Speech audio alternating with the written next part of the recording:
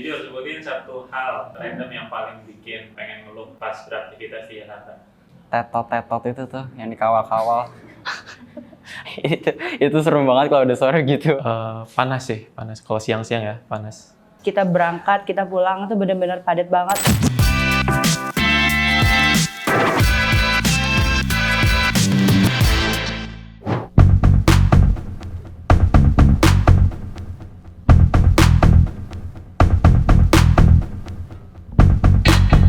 Coba deskripsiin Jakarta dalam 3 kata, tapi dengan penting. Pertama indah, kedua fancy, dan ketiga berkelas. Padat, panas, dan keren.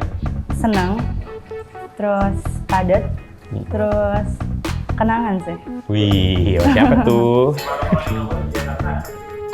Biasanya sih di kota tua ya. Blok M.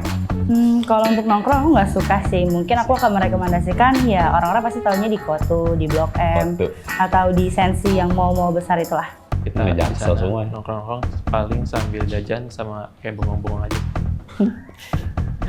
Karena bukan tipikal yang suka nongkrong aja sih. Oke, jujur sebutin satu hal random yang paling bikin pengen ngeluh pas beraktivitas di Jakarta. Pertama kemacetan pastinya setiap sore. Panas sih, panas. Kalau siang-siang ya, panas. Crowdednya Jakarta ketika jam-jam kerja, kayak transportasi umum tuh bener-bener crowded banget. Kereta, bis. Rumit ya di Jakarta ngurusin KTP, ngurusin banyak hal gitu kayak ke kantor kepolisian gitu. Itu bener-bener ruwet banget yang dimana harus kesini lah, harus kesitu lah. Yang dimana itu tuh bener-bener nguras uang banget juga sih. Nguras uang, nguras tenaga, itu bener-bener kayak wah cukup rumit sih. Jadi kayak buat aku sendiri sih kayak gitu. Sama di Jakarta itu polusinya cukup banyak menurut aku ya. Terlihat gitu kabut, kayak kabut atau polusi gitu di Jakarta. Hal apa yang paling pusingin di Jakarta sebagai mahasiswa? Ini sih ketika kita padat-padatnya jam kerja gitu. Transportasi ya Bang ya, sebagai mahasiswa PP. Jam kerja gitu, transportasi umum gitu, kadang rame gitu. Lebih tepatnya kayak ini sih, ngantri-ngantrinya itu.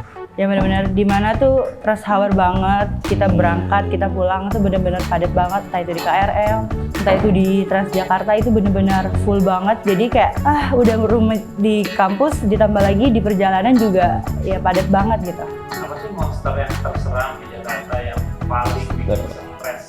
Monster terseram di Jakarta. Ini sih, Monster terseram paling mungkin dari polusi sih, polusi udaranya kurang baik di Jakarta. tetot itu tuh yang dikawal-kawal. Nyut ya. itu serem banget kalau udah sore gitu kan. Gue Kita langsung galau. pada minggir ke tengah. Macet sama tadi tuh sebutin tetot-tetot kayak gitu. Itu benar-benar bikin panik juga sih kalau misalnya kita lagi di jalan. Nggak ikutan. Terus kita juga sama-sama lagi buru-buru. Yang paling penting gitu katanya. Dari sekarang 1 sampai 10, seberapa yakin kalian bisa dapat tempat tinggal dan tempat kerja di Jakarta? 8. 1 sampai 10 mungkin 7. Kalau tempat tinggal sih 5, karena kalau tempat tinggal kayaknya udah benar-benar padat banget. Kota Jakarta tuh udah kayak mau nyari space juga kayaknya udah nggak ada gitu. Lihat kualitas diri dulu, mau ningkatin skill. Jadi nggak ada yang sempurna sih menurut aku kalau 10. Pasti ada aja kesalahannya gitu. Lihat potensi diri juga, dan kita juga punya keinginan mau tempat tinggal dan kerja itu di Jakarta atau di tempat lain. Tawaran terbesar yang bikin khawatir banget bisa survive di dunia kerja?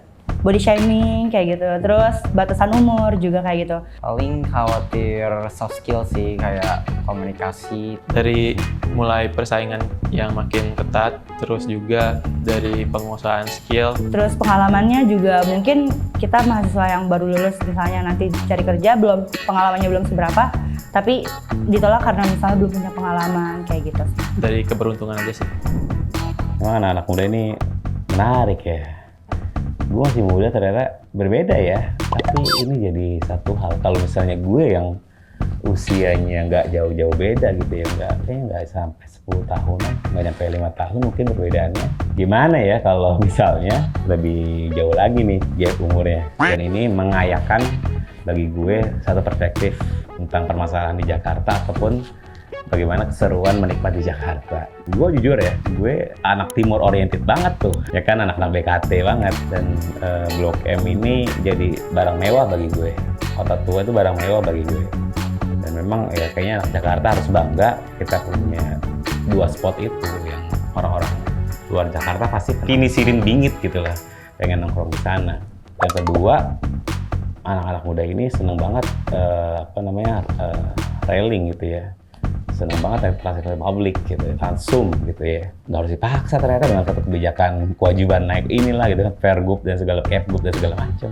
Ketika ya disediakan, disuplai oleh pemerintah, otomatis secara rasional dia akan menaiki transportasi publik itu. Tinggal apa tugasnya kita adalah memang mensuplai aja. Anak-anak muda pasti akan makan itu sendiri, apalagi kalau nyaman, banyak pojok-pojok Instagramable gitu ya. Dan yang gue juga tertarik sama isu mereka, pekerjaan ya. Masalah soft skill ini menjadi satu hal yang perlu kita perhatikan secara serius. Ini kalau soft skill, poin pentingnya memang tidak ada lagi ada perundungan dalam dunia kerja, apalagi pemilihan sesuatu bukan dalam sistem merit gitu ya, ada ordal gitu ya. Ya, anak muda kan disebutnya belum punya pengalaman, padahal kita mau bekerja itu adalah mencari pengalaman, gitu aja terus roda berputar. Gue pikir pemerintah harus hadir di situ, setidaknya meng-guidance anak-anak muda, baik itu pemerintah pusat, pemerintah daerah, untuk bisa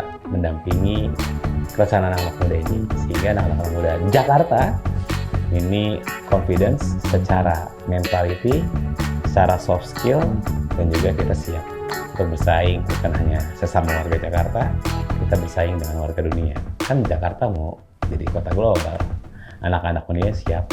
Insya Allah kita dampingi anak-anak muda kita agar siap menghadapi Jakarta yang indah, kata dia.